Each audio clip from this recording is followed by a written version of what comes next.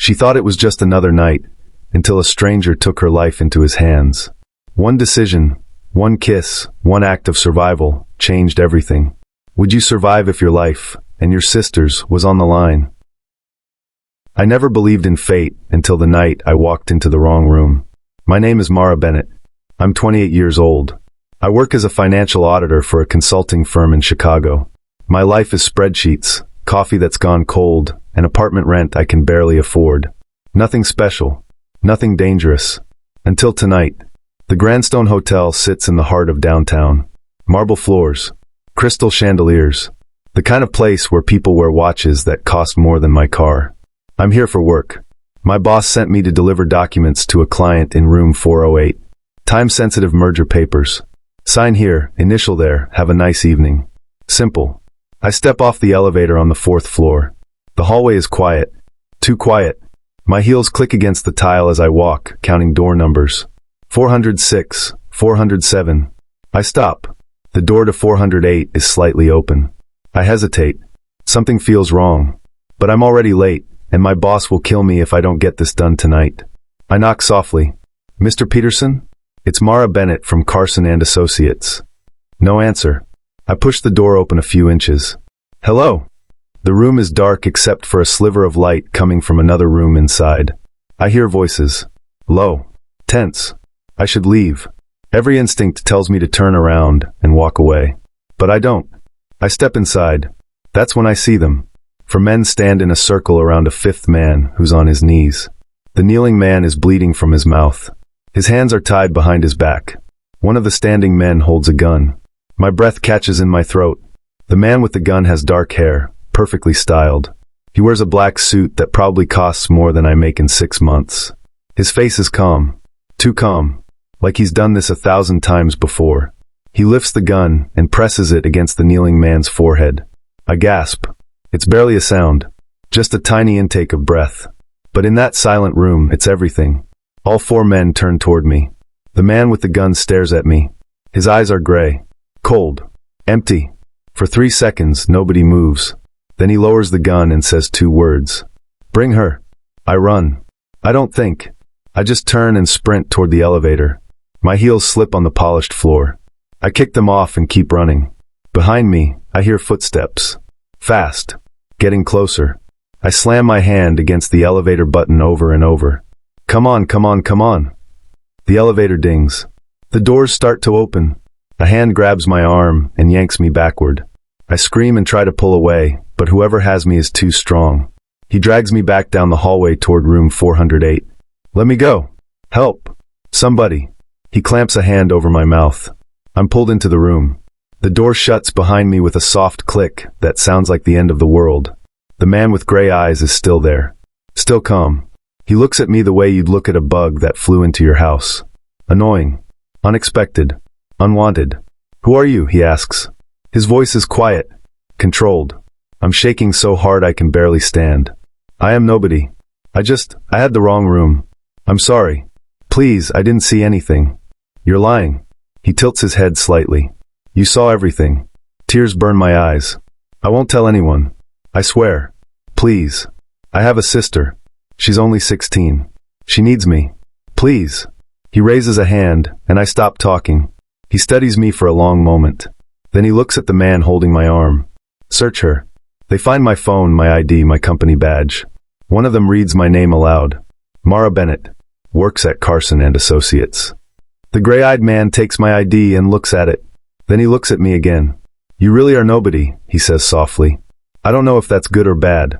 He hands my ID back to one of his men. Take her to the car. Don't let her out of your sight. Wait, what? No. I try to pull away again, but it's useless. Where are you taking me? Please, I didn't do anything wrong. The man with gray eyes steps closer. He's tall. At least 6'2". He leans down until his face is level with mine. Up close, I can see that his eyes aren't completely empty. There's something else there. Something buried deep. You walked into the wrong room, Mara Bennett, he says quietly. And now your life is never going to be the same. He nods to his men. They drag me toward the door. I'm still screaming when they pull a black hood over my head. Would you trust him? The hood comes off. I'm in the back seat of a car. A big one. Leather seats. Tinted windows. 2 men sit on either side of me. The gray-eyed man sits in the front passenger seat. We're moving. Fast. I try to see where we're going, but the windows are too dark. All I can see are blurred lights passing by. My heart is pounding so hard I think it might break through my ribs. Where are you taking me? My voice shakes. Nobody answers. I look at the man beside me. He's huge. Bald. Tattoos creep up his neck. He stares straight ahead like I don't exist. Please, I whisper. Just let me go. I won't say anything. I promise. The gray-eyed man in the front seat finally speaks. You can't promise that. Yes, I can. I swear. You can't. He doesn't turn around. Because you don't understand what you saw tonight. And people talk about things they don't understand. I swallow hard. Then explain it to me. Help me understand. For the first time, he glances back at me. Just for a second. I don't owe you explanations. The car takes a sharp turn. We drive for what feels like forever, but is probably only 20 minutes. Finally, we slow down and stop. The doors open. I'm pulled out of the car. We're in an underground parking garage. Concrete pillars. Dim lighting. Expensive cars parked in neat rows. One of the men grabs my arm and leads me toward an elevator. The gray-eyed man walks ahead of us. His hands are in his pockets. His posture is relaxed. Like this is just another Tuesday night. We step into the elevator. It's all mirrors and polished metal. I catch a glimpse of myself and barely recognize the terrified woman staring back. The elevator rises, and rises, and rises. When the doors open, I step out into a penthouse. Floor-to-ceiling windows overlook the entire city. Chicago spreads out below us like a blanket of lights. The furniture is modern and minimal. Everything is black, white, or chrome. It's beautiful. It's terrifying. The gray-eyed man finally turns to face me. Sit. He gestures toward a black leather couch. I don't move. I want to go home. That's not an option. You can't just kidnap me. His expression doesn't change. I already did. I feel tears coming again, but I force them back. Crying won't help. I need to think. I need to. Sit down, Mara. His voice is still quiet, still controlled. But there's something underneath it now. A warning. I sit. He walks to a small bar in the corner and pours himself a drink. Whiskey, I think. He doesn't offer me one. What's your name? I ask. He takes a sip. That's not important. It is to me. He considers this for a moment. Then he says, Cade. Just the one name. No last name. Cade sets his glass down and walks toward me. I shrink back into the couch, but he stops a few feet away. Do you know why you're here? He asks. Because I saw something I wasn't supposed to see. That's part of it. He crosses his arms. But the real reason is because I need to decide what to do with you. My stomach drops. What? What do you mean? I mean I have 3 options. He starts counting on his fingers. 1. I let you go. You run straight to the police. I spend the next 6 months cleaning up that mess. I shake my head quickly. I won't go to the police. I promise. 2, he continues, ignoring me. I keep you here indefinitely. You disappear. No one knows where you went. Eventually, people stop looking. Horror washes over me. No. Please. 3. He pauses. I kill you. Quick. Clean. Problem solved. I can't breathe. He's not joking. This man just listed 3 ways to destroy my life, and he said it the way someone might list dinner options. There's a 4th option, I whisper. He raises an eyebrow. Which is? You let me go. I don't tell anyone. I forget this ever happened. And you trust me. Cade laughs. It's a short, bitter sound. Trust. That's a nice word. People do it every day. I'm not people. He walks back to the bar and refills his glass. I'm the head of the largest crime organization in the Midwest. I control everything from drug trafficking to money laundering. Politicians, judges, cops, half of them are on my payroll. He says it so casually, like he's talking about the weather. I don't trust anyone, Mara, especially not strangers who stumble into my business. I stand up. My legs are shaking, but I force myself to stay upright. Then why am I still alive? He turns to look at me. For the first time tonight, I see something flicker in those gray eyes. Curiosity, maybe. Or surprise. Good question, he says softly. We stare at each other. The silence stretches between us like a bridge. Or a chasm. Finally, Cade sets his glass down. You're going to stay here tonight. Tomorrow I'll decide. Decide what? Whether you live or die. He walks toward a hallway and gestures for me to follow. I don't have a choice. He leads me to a bedroom. It's huge. King-sized bed. Attached bathroom. The windows show the same breathtaking view of the city. Don't try to leave, he says. The elevator requires a code. Every door is locked, and there are men stationed on every floor. So I'm a prisoner. You're a guest who can't leave. He almost smiles. Almost. Get some sleep. You'll need it. He starts to close the door. Cade, I say quickly. He stops. What was that man's name? The one in the hotel room. Cade's face goes cold again. Why do you want to know? Because if I'm going to die tomorrow, I want to know who I died for. He studies me for a long moment. Then he says, Marcus Delano. He stole from me. He lied to me. And he thought I wouldn't find out. Did you kill him? Not yet. Cade's eyes are empty again. But I will. The door closes. I hear the lock click. I'm alone. I walk to the window and press my forehead against the cold glass. The city glitters below me. Somewhere down there is my apartment. My sister. My life. All of it feels a million miles away. I sink to the floor and finally let myself cry. But even as the tears fall, one thought keeps circling in my mind. Why didn't he kill me in that hotel room? And what does it mean that he didn't? What would you do in her place? I don't sleep. I spend the whole night curled up on the bed, fully clothed, staring at the door. Waiting for it to open. Waiting for Cade to walk in and tell me he's made his decision. Waiting to die. But he never comes. When morning light starts creeping through the windows, I finally move. My body is stiff. My eyes are swollen from crying. I walk to the bathroom and splash cold water on my face.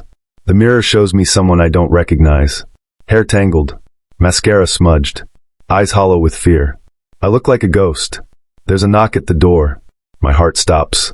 Mara. It's Cade's voice. Open the door. It's locked, I say.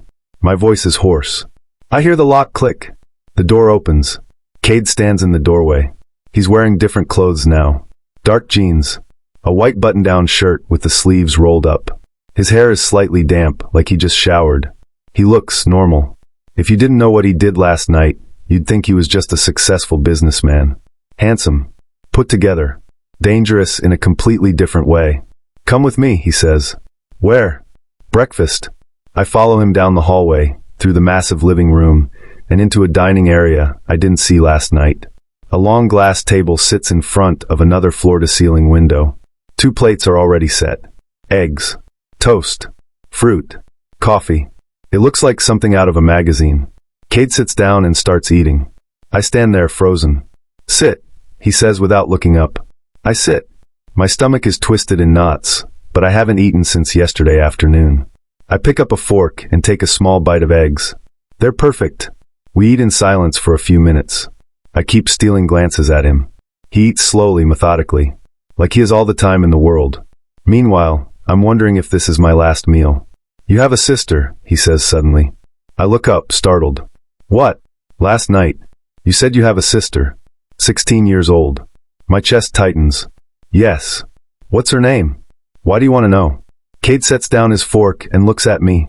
Because I'm trying to understand you. Understand me? I let out a shaky laugh. Why? So you know what to say to my family when I disappear? No. He leans back in his chair. So I can figure out if you're worth keeping alive. The bluntness of it hits me like a slap. I set down my fork. My hands are trembling. Her name is Riley. She's a junior in high school. She wants to be a veterinarian. She's smart and funny, and she doesn't deserve to lose her sister because I walked into the wrong hotel room. Cade watches me carefully. What about your parents? Dead. Car accident when I was 19. So it's just you and Riley? Yes. He nods slowly, processing this. If you kill me, I say quietly, she'll be alone. She'll end up in foster care, or with our aunt, who doesn't give a damn about her. She'll lose everything. Cade's expression doesn't change. And you think that should matter to me? I swallow hard. I think you're not the kind of man who hurts people without a reason. His eyes narrow. You don't know what kind of man I am. You're right. I don't. I force myself to hold his gaze. But last night, you could have killed me in that hotel room. You didn't. You brought me here instead. That has to mean something. It means I'm careful. He picks up his coffee. Nothing more. I don't believe you. The words slip out before I can stop them. Cade goes very still. Excuse me? My heart is pounding, but I don't back down. I think you're careful, but I also think you're not a monster. A monster wouldn't have hesitated. A monster wouldn't be sitting here having breakfast with me. For a long moment, he just stares at me. Then he stands up. I flinch, but he doesn't come toward me. Instead, he walks to the window and looks out at the city. You're wrong, he says quietly. I am a monster. I've done things that would make you sick. I've hurt people. I've killed people. I've destroyed lives without losing sleep. He turns to face me. But you're right about one thing. I'm not going to kill you. Relief floods through me so fast I almost collapse. Thank you. Thank you. Don't thank me yet. He walks back to the table but doesn't sit down. You're not free to go. The relief evaporates. What? You can't leave. Not yet. Maybe not for a while. That's insane. You can't just keep me here. I can. His voice is flat. Final. And I will. Until I know for certain that you won't talk. I already told you I won't. And I don't believe you. He leans down, his hands on the table, his face inches from mine. You seem like a good person, Mara. And good people do stupid things. They go to the police because they think it's the right thing to do. They tell their friends because they need someone to talk to. I wouldn't. You would. He straightens up. Maybe not today. Maybe not next week. But eventually the fear would eat at you. You'd convince yourself that telling someone would keep you safe. He's right. I hate that he's right. So what happens now? I ask. You keep me locked up here forever? No. You stay here until I decide you're not a threat. He crosses his arms. That could be a week. Could be a month. Could be longer. Panic rises in my chest. My sister needs me. My job. I'll handle your job. You're on a sudden leave of absence. Family emergency. And Riley? She'll be taken care of. By who? You. I laugh bitterly. You're going to babysit a 16-year-old? No. His jaw tightens. But I'll make sure she has everything she needs. Money. Protection. Whatever it takes. I stare at him. Why would you do that? Because you're right, he says quietly. I'm not a monster. Not all the time. He walks toward the door. Cade. I call after him. He stops but doesn't turn around. How do I prove I'm not a threat? I ask. He glances back at me. You can't. I have to decide that on my own. Then what am I supposed to do? For the first time since I met him, Cade almost smiles. Survive. He leaves. I sit alone at the glass table, staring at the half-eaten breakfast. My mind is racing. I'm not dead. That's good. But I'm not free either. And the man who holds my life in his hands is the most dangerous person I've ever met. But here's the thing that scares me most. When he leaned close to me just now, when his face was inches from mine, I wasn't just afraid. I was something else too. Something I don't have a name for yet. Is he protecting her, or controlling her? 3 days pass. I spend most of my time in the bedroom. There's a TV, but I can't focus on anything. Books line a shelf, but the words blur together. All I can think about is Riley. Is she okay? Does she know where I am? What did Cade tell my work? Meals are brought to my room 3 times a day. Always by the same man, the bald one with the neck tattoos. His name is Vince. He doesn't talk to me, but he's not cruel. He just sets down the tray and leaves. I ask him questions every time. Can I make a phone call? Can I at least send a text to my sister? How much longer am I staying here? He never answers. On the 3rd night, something changes. There's a knock at my door. I'm sitting on the bed, staring at the ceiling, when I hear it. Come in, I say flatly. The door opens. It's Cade. He's wearing a black suit tonight. No tie. The top 2 buttons of his shirt are undone. He looks like he just came from somewhere important. Get dressed, he says. I sit up. Why? You're having dinner with me. I already ate. No. You picked at your food and left half of it. He gestures toward the hallway. Come on. I don't move. I don't want to have dinner with you. Cade leans against the doorframe. That wasn't a request. What if I refuse? Then Vince will carry you to the dining room, and you'll have dinner with me anyway. Your choice. I glare at him. But I get up. Fine. I follow him down the hallway. The penthouse looks different at night. The city lights outside create shadows that move across the walls. It feels less like a prison and more like, I don't know, something else. We walk into the dining room. The table is set again. Candles this time. 2 wine glasses. It looks like a date. I stop walking. What is this? Dinner. Cade pulls out a chair and gestures for me to sit. Why? Because I'm tired of you hiding in that room. I'm not hiding. I'm being held prisoner. You're being kept safe, he corrects. There's a difference. I laugh. Safe? From what? Cade doesn't answer. He just waits for me to sit. Finally, I do. He sits across from me. A moment later, a woman I've never seen before brings out 2 plates. Steak. Roasted vegetables. It smells incredible. The woman leaves without a word. Who is that? I ask. My chef. You have a chef? Yes. I pick up my fork. Of course you do. We start eating. The food is amazing, but I barely taste it. I'm too aware of Cade sitting across from me, watching me. Why are you staring? I ask. I'm not staring. I'm observing. What's the difference? Staring is rude. Observing is strategic. I set down my fork. What exactly are you observing? He takes a sip of wine. Whether you're adapting. Adapting to what? Being kidnapped. Adapting to reality. He sets his glass down. You're not going home anytime soon, Mara. The sooner you accept that, the easier this will be. Anger flares in my chest. Easy for you to say. You're not the one being held against your will.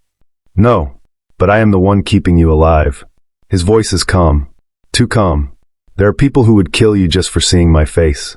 The fact that you're sitting here, eating a 5-star meal instead of at the bottom of the river, means I'm protecting you. From your own people. Yes. The honesty surprises me. Why? I ask. Why protect me if I'm such a risk? Cade leans back in his chair. He studies me for a long moment. I don't know, he says finally. It's the first time he's admitted not knowing something. That's not very reassuring, I say. It's the truth. We eat in silence for a few minutes.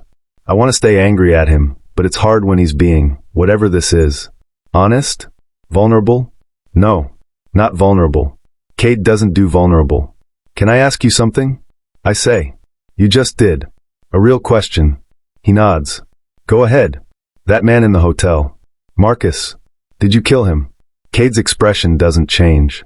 Yes. My stomach twists. When? The same night. After I brought you here. I set down my fork. I'm not hungry anymore. You went back and killed him, I whisper. He stole from me. He knew the consequences. And that makes it okay? Cade's eyes go cold. I don't need it to be okay. I needed it to be done. I look away. My hands are shaking. This is my life, Mara, he says quietly. This is the world I built. I don't expect you to understand it. I don't expect you to approve. But you need to accept it. I'll never accept murder. Then you and I are going to have a very difficult time together. I look back at him. Together? We're not together. You're my captor. For now. He picks up his wine glass again. But that could change. What's that supposed to mean? He doesn't answer. We finish the meal in tense silence. When we're done, Cade stands and walks to the window. He looks out at the city with his hands in his pockets. You can stay in the living room for a while if you want, he says. Watch TV. Read. Whatever. Really? Yes. But don't try to leave. Don't touch the elevator. And don't do anything stupid. Like what? He glances back at me. Like trying to find a phone. So he knows I've been looking. How long are you going to keep me here? I ask. I don't know. That's not an answer. It's the only one I have.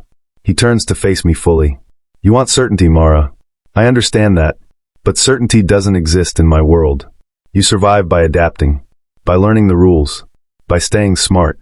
And what are the rules? Cade walks toward me slowly. He stops a few feet away. Rule 1, don't lie to me. Ever. I nod. Rule 2, don't try to escape. You won't make it past the lobby, and I'll have to punish you. My throat goes dry. Punish me how? You don't want to find out. Rule 3? His gray eyes lock onto mine. Don't make me regret keeping you alive. The weight of those words settles over me like a blanket. Understood, he asks. Yes. Good. He steps back. You can stay up as long as you want. But I suggest you get some rest. Tomorrow, things are going to change. Change how? He almost smiles. You'll see. He leaves. I stand in the middle of the dining room, my heart pounding. Tomorrow, things are going to change. What does that mean? And why does part of me, a small, terrified, irrational part of me, want to find out? Do you think this is love or survival? I wake up to voices. For a second, I forget where I am. Then reality crashes back. The penthouse. Cade. The last 4 days. I sit up and listen. The voices are coming from somewhere in the apartment. Men. Talking low. Urgent. I slip out of bed and crack open my bedroom door. The hallway is empty, but I can hear them more clearly now. They're in the living room. I know I shouldn't. I know it's breaking Cade's rules. But I need to know what's happening. I tiptoe down the hallway, staying close to the wall. The voices get louder. Can't keep her here much longer. People are asking questions. That's a voice I don't recognize. Let them ask. That's Cade. I'll handle it. She's a liability, boss. You know that. She's under control. For now. But what happens when she gets desperate? When she tries to run? There's a pause. She won't, Cade says. How can you be sure? Because I know her. My heart skips. Another voice speaks up. We could relocate her. Somewhere outside the city. Somewhere quiet. No, Cade says flatly. Then what's the plan? Silence. I lean closer, trying to hear. That's when I step on a loose floorboard. It creaks. The conversation stops. Footsteps. Coming toward the hallway. I panic and try to run back to my room, but it's too late. Cade appears in the hallway. Our eyes meet. Go back to your room, he says quietly. I was just. Now Mara. The coldness in his voice makes me flinch. I turn and hurry back to the bedroom, my face burning with shame. I sit on the bed and wait. 5 minutes later, the door opens. Cade steps inside and closes it behind him. His jaw is tight. His eyes are darker than usual. I told you the rules, he says. I know. I'm sorry. I just heard voices and you decided to eavesdrop. I wasn't, I stop. He said not to lie. Yes. I was. He crosses his arms. What did you hear? They think I'm a liability. They want you to move me somewhere else. And what do you think about that? I swallow hard. I think you're protecting me from them too. Not just from the police or outsiders. From your own people. Cade doesn't confirm or deny it. Why? I ask. Why are you doing this? I already told you. I don't know. That's not good enough. His eyes flash. It's going to have to be. We stare at each other. The tension in the room is thick. Get dressed, he says finally. Why? Because you're coming with me today. My pulse quickens. Where? Out. Out? Like outside? Yes. He walks to the door. You have 20 minutes. We're something simple. Nothing flashy. Cade, wait. He stops. Is this a test? I ask quietly. He looks back at me. Everything is a test, Mara. The question is whether you pass. He leaves. I sit there for a moment, my mind racing. Then I get up and get dressed. 20 minutes later, I'm standing in the living room wearing jeans, a plain black sweater, and sneakers. My hair is pulled back in a ponytail.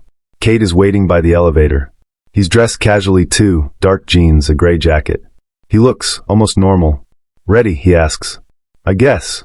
We step into the elevator. He punches in a code. The doors close. My heart is pounding.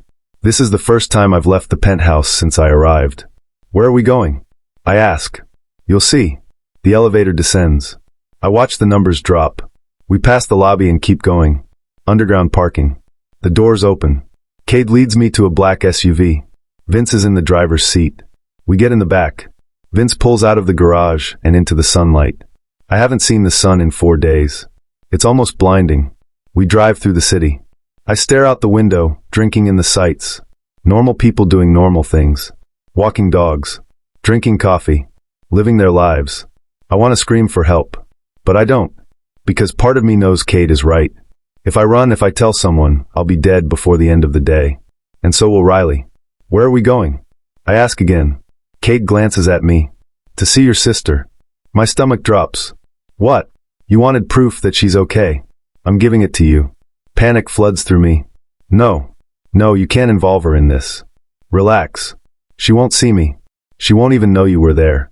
The SUV pulls up outside my apartment building. My apartment. My chest tightens. I haven't been here in 4 days, but it feels like a lifetime. She's inside? I whisper. Yes. She got home from school 15 minutes ago. How do you know that? Cade doesn't answer. You're watching her, I say, horror creeping into my voice. You have people watching my sister. I told you I'd keep her safe. Safe? You're spying on her. I'm protecting her. His voice is firm. From people who might use her to get to me. Or to you. I want to be angry. I want to scream at him. But I also understand. In Cade's world, protection and control are the same thing. I stare up at my building. I can see my apartment window on the 3rd floor. The lights are on. Riley is in. There. Can I go up? I ask quietly. Just for 5 minutes. I just want to see her. Talk to her. No. Please, Cade. I won't tell her anything. I'll say I've been working out of town. I need to know she's okay. He's silent for a long moment. If you go up there, he says slowly, you'll break down. You'll tell her everything. Or she'll see it in your face. I won't. Yes, you will. He turns to look at me. Because you're not a good liar, Mara. And your sister knows you better than anyone. He's right again. I hate that he's right. Then why did you bring me here? My voice cracks. Why show me this if you won't let me see her? Because you needed to know she's real. That she's safe. That I'm keeping my word. As if on cue, the apartment building door opens. Riley walks out. My breath catches. She's wearing her school backpack. Headphones in. She's looking at her phone as she walks down the steps. She looks fine. Normal. Like her whole world hasn't been turned upside down. I press my hand against the window. Riley, I whisper. She can't hear me. Can't see me through the tinted glass. She walks past the SUV, still looking at her phone. She's smiling at something on the screen. Then she's gone. Around the corner. Heading to the coffee shop where she does her homework every day after school. I'm crying. I didn't realize I was crying until Cade hands me a handkerchief. I take it and wipe my eyes. Thank you. Don't thank me. His voice is quiet. I'm the reason you can't go to her. We sit in silence. She looks happy, I finally say. I have someone checking on her every day. Making sure she has food. Money. Whatever she needs. Does she know I'm gone? She knows you're away for work. She thinks you're in New York. Auditing a big client. I let out a shaky breath. She believed that? I made it believable. Emails from your work account. A few text messages. I turn to stare at him. You can fake my emails? I can do a lot of things. The casual way he says it sends a chill down my spine. Seen enough? He asks. I nod.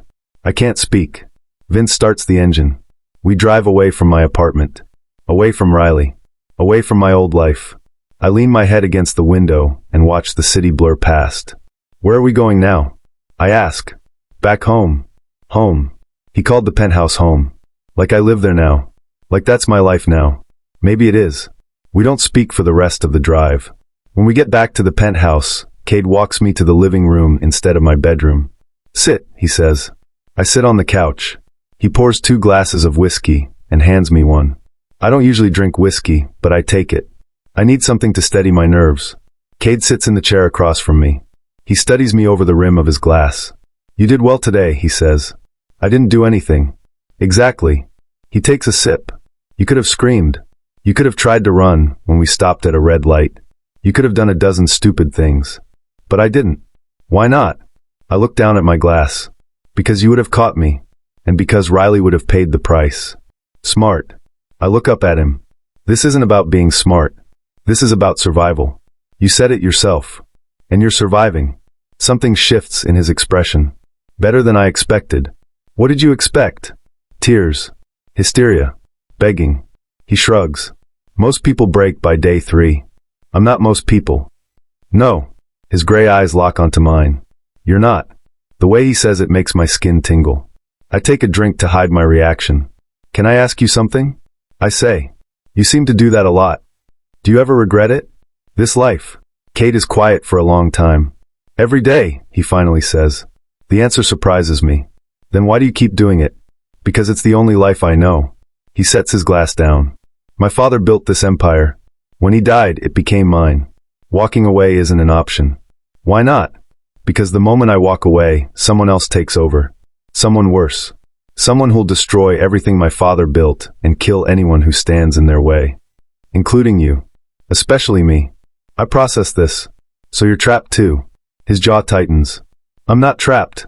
I'm committed. There's a difference. Is there? He doesn't answer. We sit in silence, drinking whiskey, watching each other. I should tell you something, I say quietly. What? I don't hate you. Cade raises an eyebrow. You should. I know. But I don't. I turn the glass in my hands. I think you're dangerous. I think you've done terrible things. But I also think you're trying to do right by me. in your own twisted way. That's a generous interpretation. Maybe. I meet his eyes. Or maybe I'm just trying to survive by understanding my captor. Stockholm Syndrome. Is that what you think this is? I don't know what this is. He stands up. But I know it's getting late. You should get some rest. I stand too.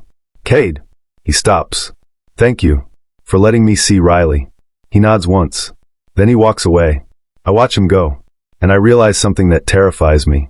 I'm starting to see him as more than just the man who kidnapped me. I'm starting to see him as a person. Complicated. Broken. Trapped in his own way. And that's dangerous. Because the moment I start seeing him as human, the moment I start caring about him, everything changes. Would you survive in her position? A week passes. My routine becomes almost normal. I wake up. I have breakfast in the dining room. Sometimes alone, sometimes with Cade.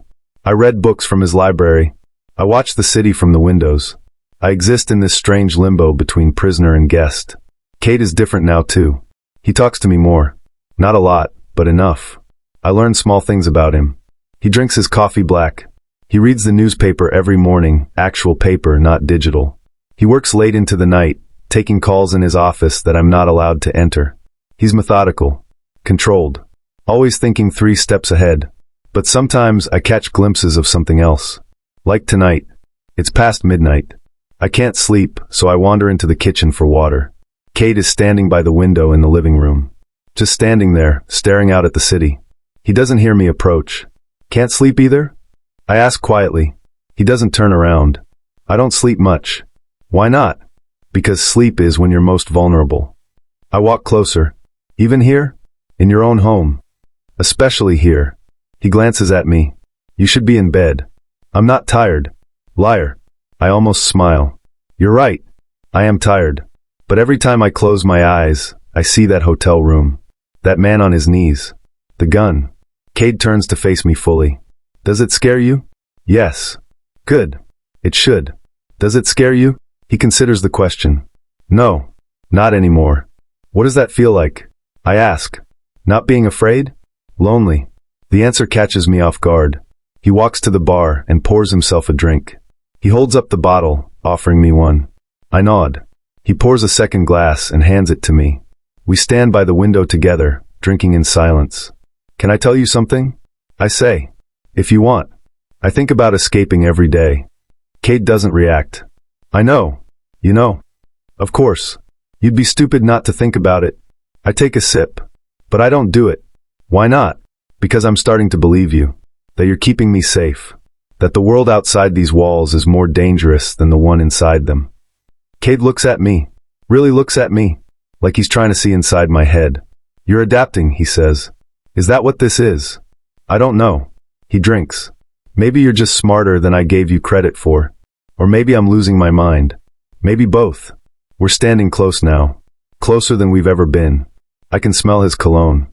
Something dark and expensive. Why did you really bring me here? I ask softly. The real reason. Cade is quiet for a long moment. Because when I looked at you that night, he finally says, I saw something I haven't seen in a long time. What? Fear. Real fear. The kind that comes from innocence. He sets his glass down. Everyone in my world is either corrupt or corrupted. But you were just a woman in the wrong place at the wrong time. And that matters to you? It shouldn't. His voice is rough. But it does. My heart is pounding. Cade. Go to bed, Mara. I don't want to. His eyes darken. You should. Why? Because if you stay here, I'm going to do something we'll both regret. The air between us feels electric. I should leave.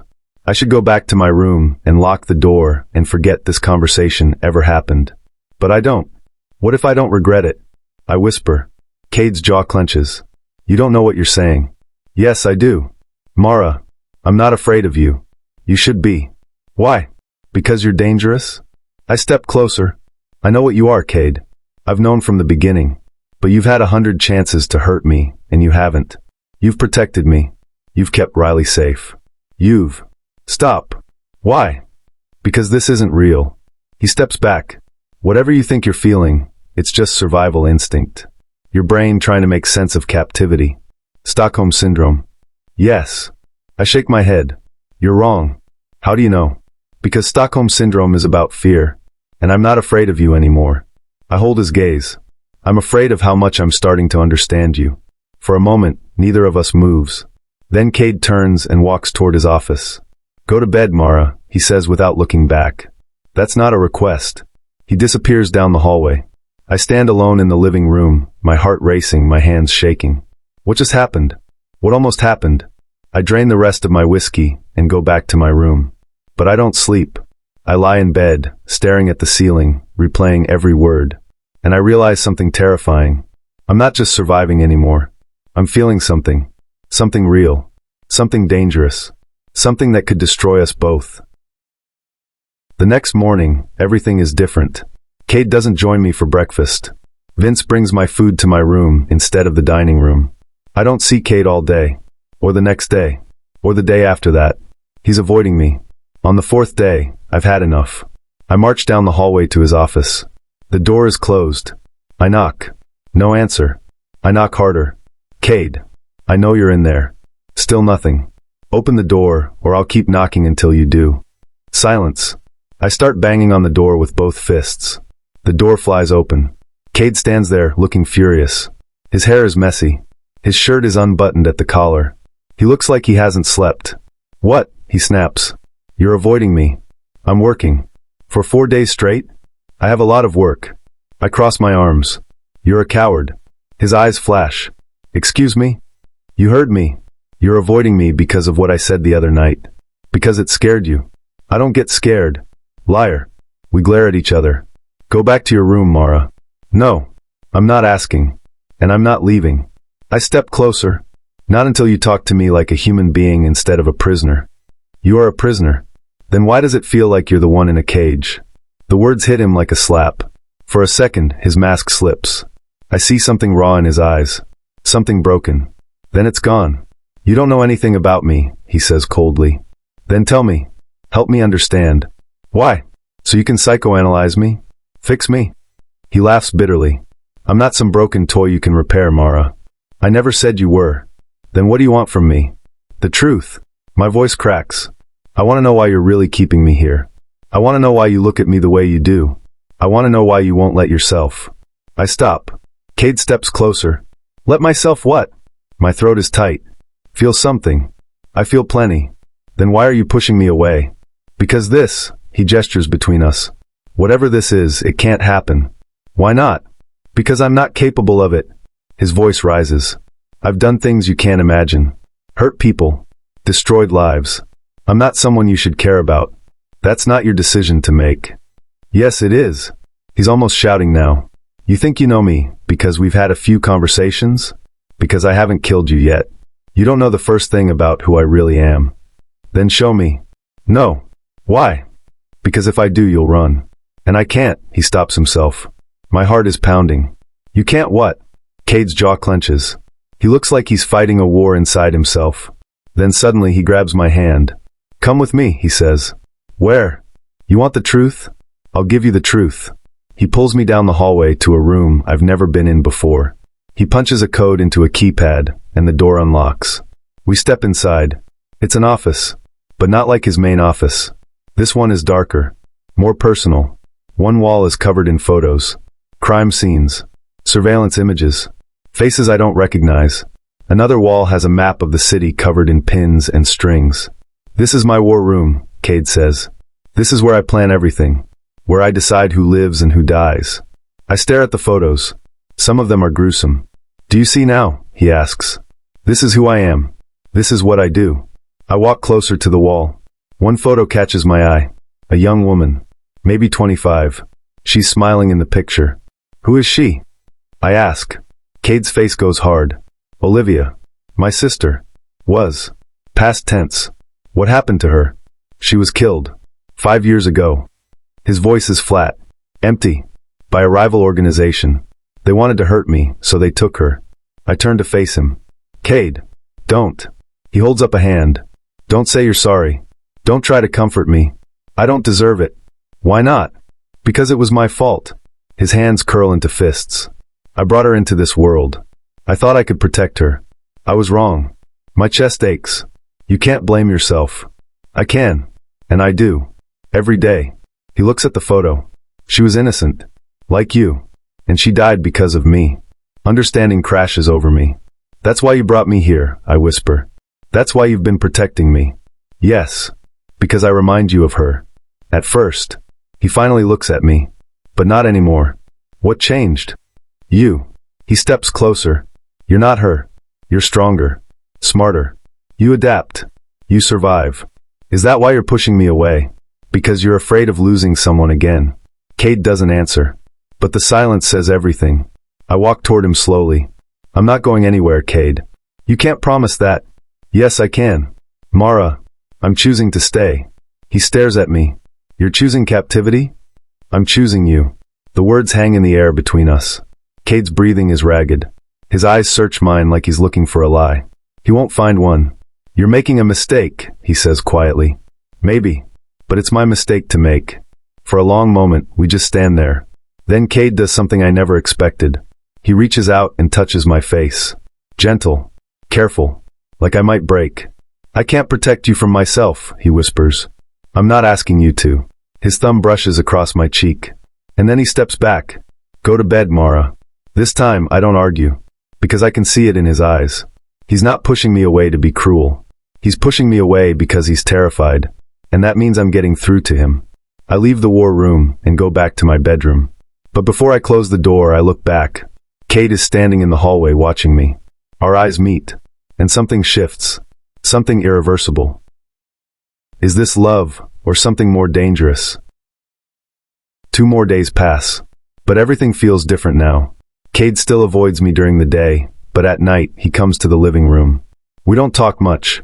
We just exist in the same space. Sometimes we have a drink. Sometimes we sit in silence. Sometimes I read while he works on his laptop. It's strange, comfortable, dangerous. On the 3rd night, he breaks the pattern. I need you to do something for me, he says. I look up from my book. What? Come to dinner with me. Tomorrow night. I blink. Like out?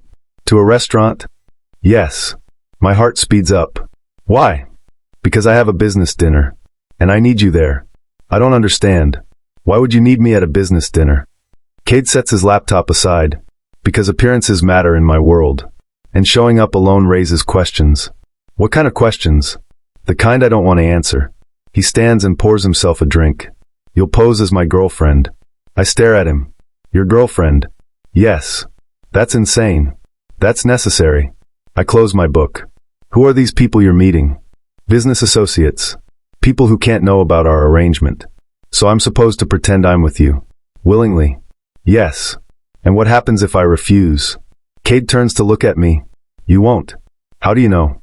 Because you're curious. You want to see my world. And this is your chance. He's right. I hate that he's right. What do I have to do? I ask. Smile. Look happy. Don't say too much. Let me do the talking. That's it. That's it. I think about it. What if someone recognizes me? What if they've seen news reports about a missing woman? There are no news reports. You're not missing. You're on a work trip, remember? He walks toward me. I've handled everything, Mara. No one is looking for you. The words should scare me. They do scare me. But they also make me feel something else. Protected. Fine, I say. I'll do it. Good. He almost smiles. We leave at 7 tomorrow night. We're something nice. I don't have anything nice. Remember?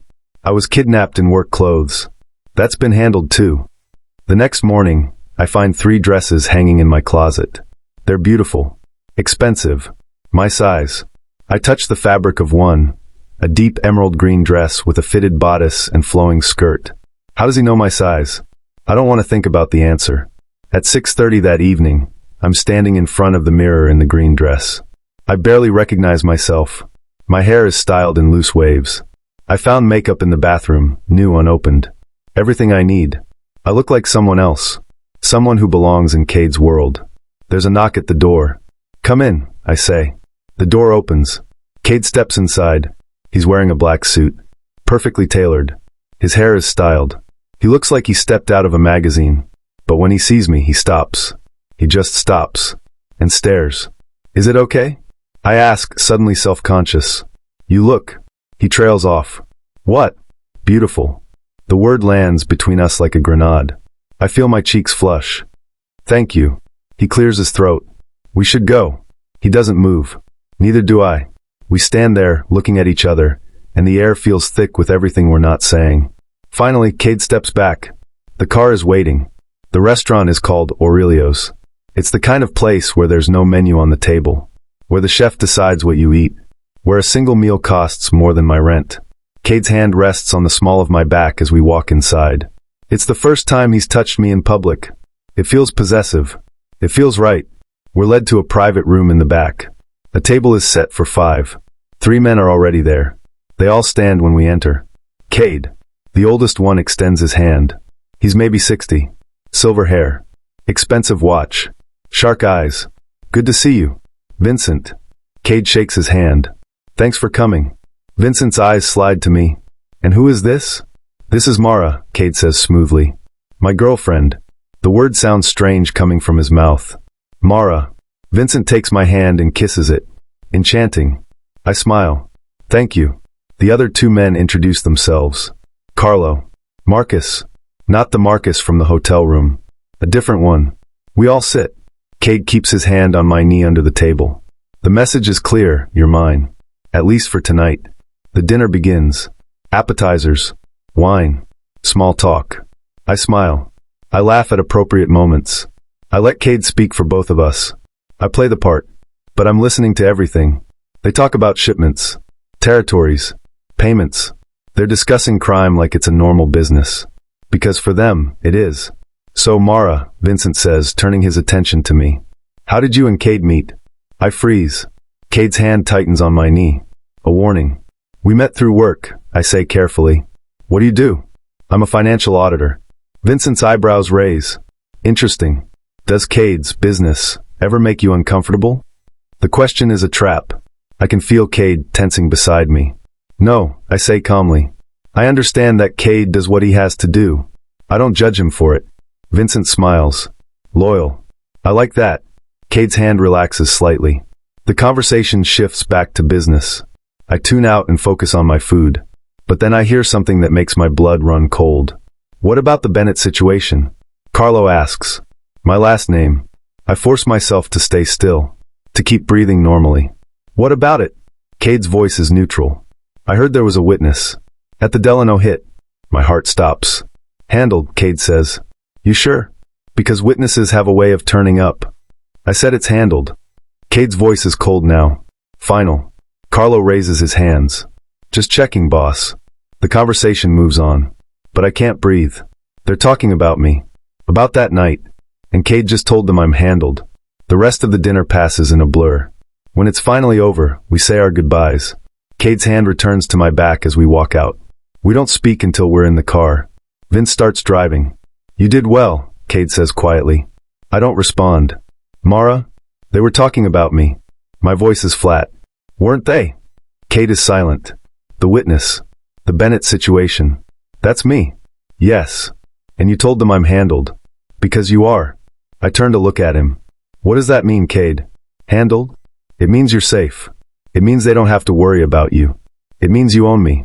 No. Yes. I'm shaking now. That's what this was about tonight. You weren't just bringing me to dinner.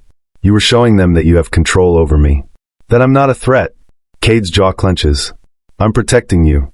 By making me your property? By making them believe we're together. His voice rises. If they think you're just some witness I'm keeping locked up, they'll want you dead. But if they think you're mine, if they think I care about you, they won't touch you. The words hit me like a punch. Do you? I whisper. Do I what? Care about me? Cade stares at me.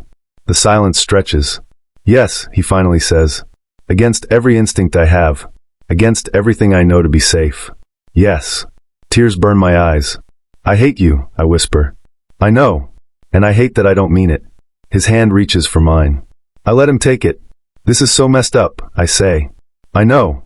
We sit in silence for the rest of the drive, holding hands in the darkness. And I realize, I'm not just surviving anymore. I'm falling. And there's no safety net to catch me. When we get back to the penthouse, I head straight for my room. Mara. Cade's voice stops me. I turn. He's standing in the middle of the living room, his jacket off, his tie loosened. Don't shut me out, he says quietly. I need space. Space to what?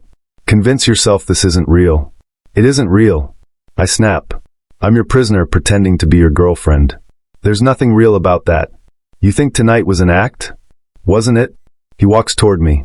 Slow. Deliberate. I've been lying to myself for 2 weeks, he says.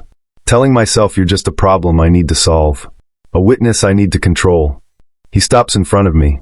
But tonight, when Vincent looked at you, when he spoke to you, I wanted to break his hand for touching you. My breath catches. That's not control, Mara. That's something else. What is it? I whisper. I don't know. His voice is rough. But it's real. We're standing so close I can feel the heat coming off him. This is a mistake, I say. Probably. We'll destroy each other. Most likely. Then why? He cups my face in his hands. Because for the first time in 5 years, I feel something other than anger. His thumb brushes across my bottom lip. And I don't want to let that go. I should pull away. I should run back to my room and lock the door. But I don't. Instead, I rise up on my toes. And I kiss him. For a second, Cade doesn't move. Like he's shocked. Then he kisses me back. It's not gentle. It's desperate. Hungry. Like we're both drowning, and this is air. His hands slide into my hair. Mine grip his shirt. We stumble backward until I hit the wall. Cade pulls back, breathing hard. We should stop. Why? Because if we don't stop now, I won't be able to. Then don't. His eyes search mine. Mara, I'm choosing this, I say firmly. I'm choosing you. Not because I'm afraid. Not because I'm your prisoner. Because I want to. Something breaks in his expression. He kisses me again. This time, neither of us stops. I wake up in Cade's bed. The room is dark except for the city lights coming through the windows. Cade is beside me, propped up on one elbow watching me. Hi, I whisper. Hi. We're both quiet for a moment. Are you okay? He asks. I don't know. I touch his face. Are you? No. But he's almost smiling.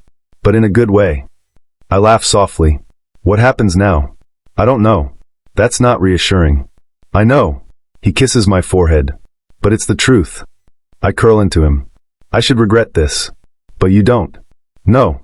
His arms tighten around me. We lie there in the darkness, holding each other.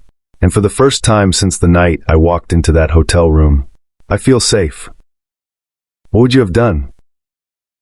I'm making coffee in the kitchen when Cade's phone rings. It's been 3 days since that night. 3 days of existing in this strange new reality where I'm not just his prisoner anymore. I'm something else. We haven't defined it. We don't talk about it. But it's there. Cade answers the phone. What? His voice is sharp. Business mode. I watch as his expression changes. Hardens. When? He asks. Pause. How many? Pause. Lock it down. I'll be there in 20 minutes. He hangs up. What's wrong? I ask. Nothing you need to worry about. Cade. Stay here. Don't leave the penthouse. He's already moving, grabbing his jacket, his gun. Fear spikes through me. What's happening? He stops and looks at me. For a second, his mask slips. Someone's trying to move into my territory. There's going to be trouble. What kind of trouble? The kind you don't want to be around for. He kisses me. Fast. Hard. Then he's gone. I stand in the kitchen, my heart pounding. Hours pass. I try to distract myself. I read. I watch TV. I pace. But I can't stop thinking about Cade out there, doing God knows what. Fighting. Maybe dying. The thought makes me sick. At 8 p.m. my phone buzzes. I freeze. I don't have a phone. Cade took it weeks ago. But there's a phone on the coffee table. I walk over slowly. It's a text from an unknown number. Mara Bennett. We know who you are. We know what you saw. And we know Cade can't protect you forever. My hands shake. Another text comes through. Meet us at the corner of 5th and Main in 1 hour. Come alone. Or your sister dies. An image loads. It's Riley. Walking to school. Someone's been following her. Watching her. No. No. I call the number. It rings twice before someone answers. Smart girl. The voice is male. Unfamiliar. Cold. Who are you? My voice shakes. Someone who's tired of Cade Mitchell thinking he owns this city. I don't know anything. I'm nobody. You're exactly who we need. The woman Cade suddenly cares about? That makes you very valuable. Please, leave my sister alone. She has nothing to do with this. Then you'll do exactly what I say. His voice hardens. 1 hour. Corner of 5th and Main. Come alone. No phones. No weapons. No tricks. And if I don't, your sister won't make it home from school tomorrow. The line goes dead. I stand there frozen, the phone still pressed to my ear. This is it. This is the choice. I can stay here. Wait for Cade. Tell him everything. But by then, Riley could be dead. Or I can go. Face whatever's waiting for me. And probably die myself. I look around the penthouse. This prison that became something else. This cage that started to feel like home. I think about Cade. His gray eyes. His careful touches. The way he said my name last night. I think about Riley. My baby sister. The only family I have left. There's no choice at all. I find a piece of paper and a pen. My hand shakes as I write. Cade. I'm sorry. They have Riley. I have to go. Don't come after me. This isn't your fault.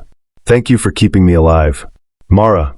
I leave the note on the kitchen counter where he'll find it. Then I walk to the elevator. I punch in the code I've watched Cade use 100 times. The doors open. I step inside.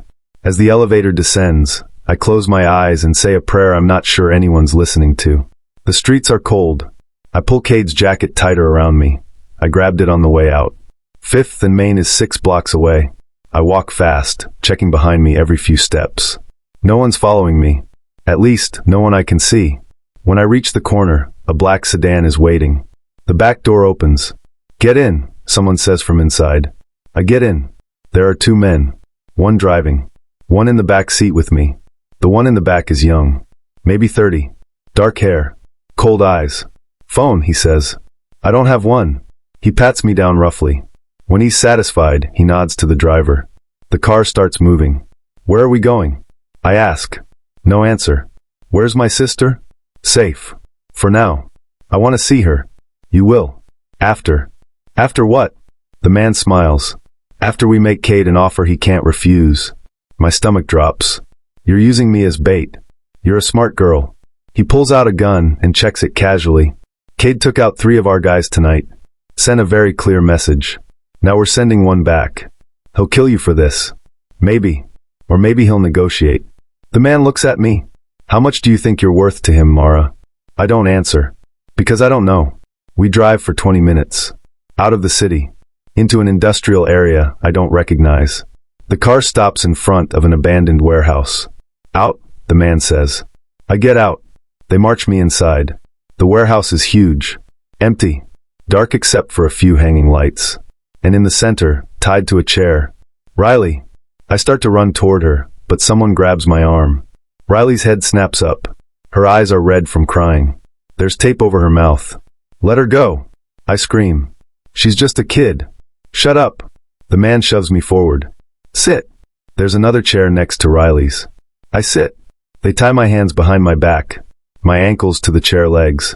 The man removes the tape from Riley's mouth. She's sobbing. Mara, I'm so sorry, they grabbed me after school. I didn't know what to do. Shh. It's okay. It's not your fault. Tears stream down my face. Are you hurt? No. I'm scared. I know, baby. I know. But it's going to be okay. I'm lying. I don't know if it's going to be okay. The men step back. One of them makes a phone call. We have them both, he says. Yeah. The warehouse. You know the one. He listens. 30 minutes. Come alone or they die. He hangs up. Who did you call? I ask. Who do you think? Cade. They called Cade. He's going to kill all of you, I say quietly. The man laughs. He's going to try. 25 minutes later, I hear a car. Then another. The warehouse doors open. Cade walks in. Alone. His hands are raised. No visible weapons. But I can see it in his eyes. Pure rage. Cade Mitchell, the man says. Thanks for coming. Let them go. Cade's voice is deadly calm. Not yet. First, we need to have a conversation. There's nothing to talk about. I think there is. The man walks toward Cade. You've been making moves on the south side. Our territory. We want it back. No. No. The man laughs. You're not in a position to negotiate. Neither are you. Cade's eyes flick to me. To Riley. You hurt them, and you're dead before sunrise. Big words from a man whose girlfriend is tied to a chair. Cade's jaw clenches. Here's the deal, the man continues. You give us back the south side. You stay out of our business. And we let them live. And if I refuse? The man pulls out a gun and points it at Riley's head. No! I scream. Riley starts crying again. Cade's face goes white. Don't, he says. His voice cracks. Don't do this. Then agree to our terms. For the first time since I've known him, Cade looks helpless. Fine, he says. Fine. You can have the south side. Smart choice. The man lowers the gun. That's when everything happens at once. The warehouse doors explode inward. Men pour in. Cade's men. Gunfire erupts. Riley screams. I close my eyes and press against her, trying to shield her with my body, even though we're both tied up.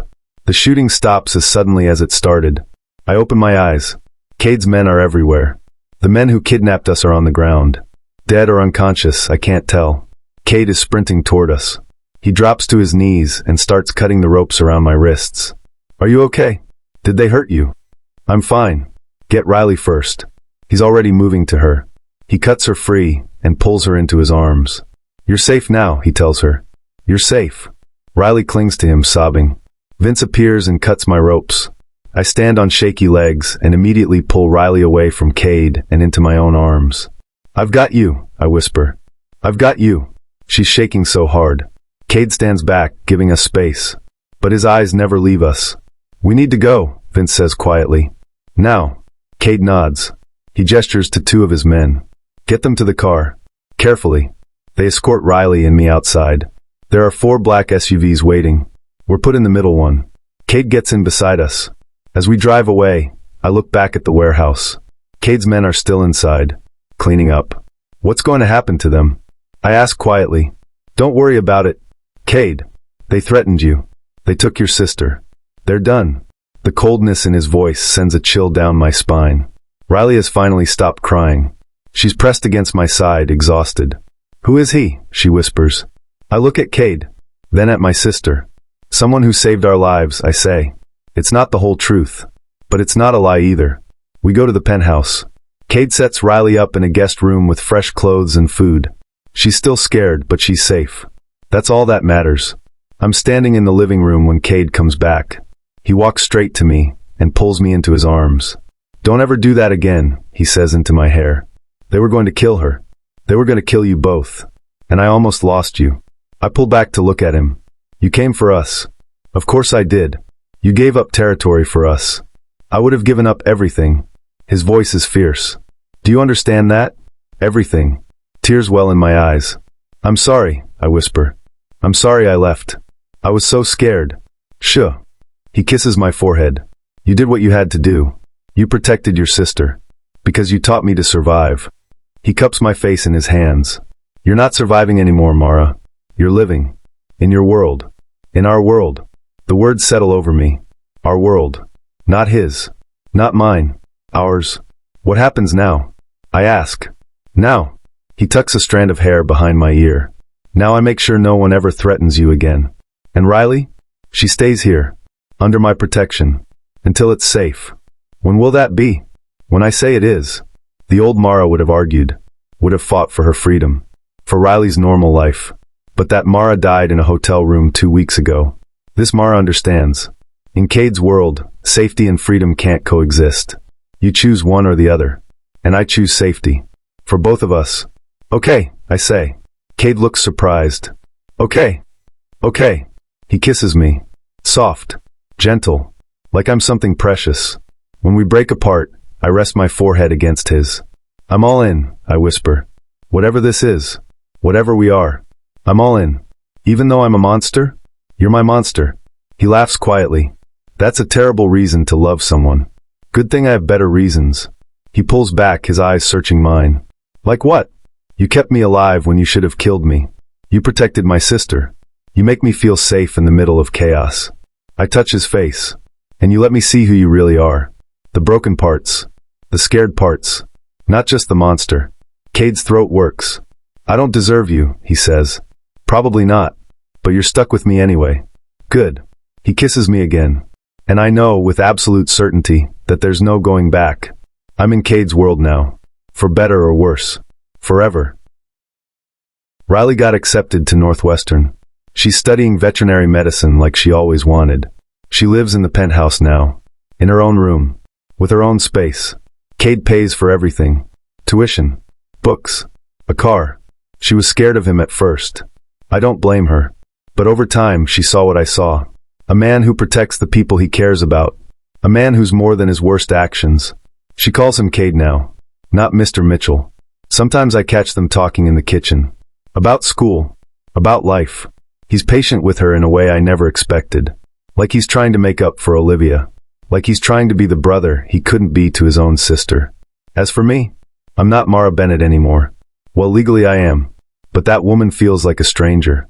I don't work for the consulting firm anymore. I told them I was relocating. They accepted my resignation without question. Cade's influence, probably.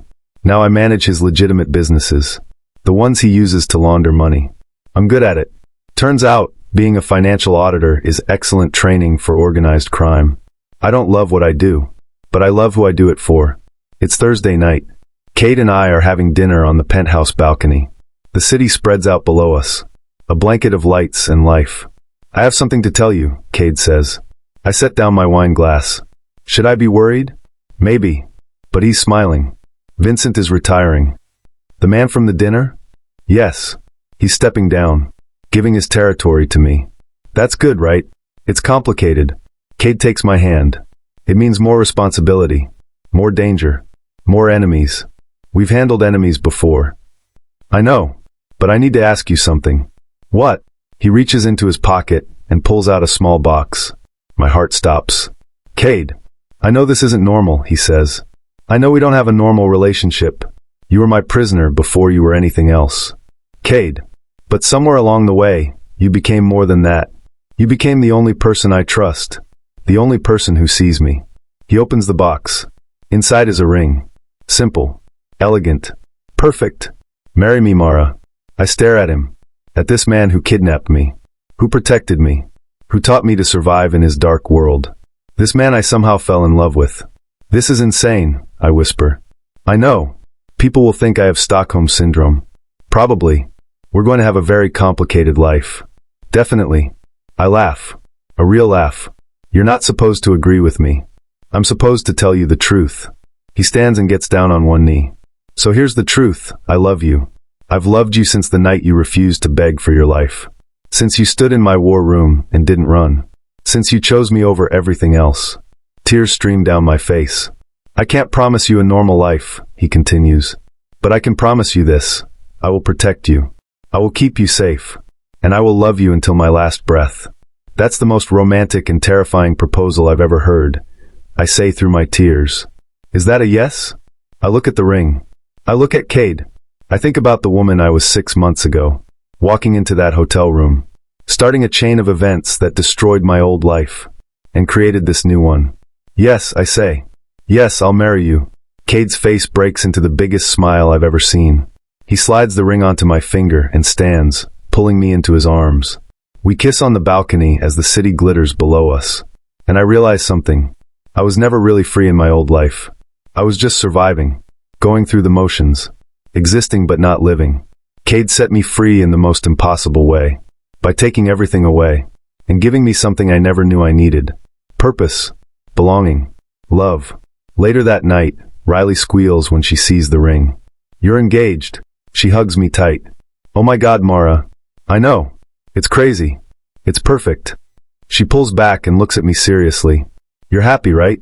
Really happy? Yes, I say. I really am. She glances at Cade, who's watching us from across the room. Take care of her, Riley says to him. Or I'll kill you myself. Cade laughs. Deal. That night, lying in bed next to Cade, I trace the ring on my finger. Do you ever regret it? I ask quietly. Not killing me that night? Cade turns to look at me. Every decision I've made in my life led me to that hotel room, he says. Every choice. Every sin. Every moment. It all led to you. That's not an answer. Yes, it is. He kisses my shoulder. I don't regret you, Mara. I never will. I curl into him. And as I drift off to sleep, I think about that night. The night I walked into the wrong room. The night that changed everything. Most people would say I was unlucky. Cursed. Doomed. But they're wrong. Because that night, I didn't just meet a monster. I met the man who would teach me what it means to truly live. Even in the darkness. especially in the darkness. The end. Would you have made the same choice? What would you do for love? Tell us in the comments. We read every single one. Thank you for watching. If you enjoyed this story, please like, subscribe, and hit the notification bell. We create emotionally powerful stories every week. Stories about love, survival, and impossible choices. See you in the next one.